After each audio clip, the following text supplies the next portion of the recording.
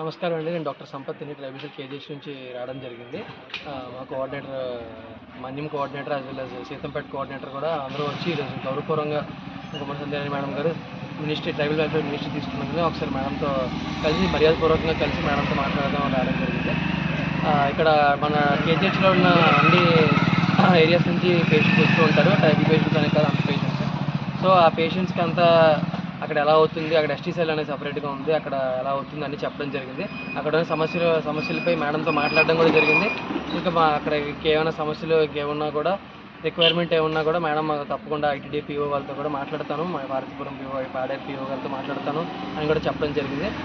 So madam కూడా మాకు అక్కడ ఎలా చిన్న చిన్న సమస్యలు ఎలా మాట్లాడాలి, ఎలా ఉండాలి అని, ఇంకా ఈ పేషెంట్ని ఎలా రిసీవ్ చేసుకోవాలి అని కూడా చెప్పడం జరిగింది. దీని మీద దృష్టి తీసుకొని చక్కగా చేసుకుంటాము అని చెప్పి ఇలా తెలియజేస్తున్నాం.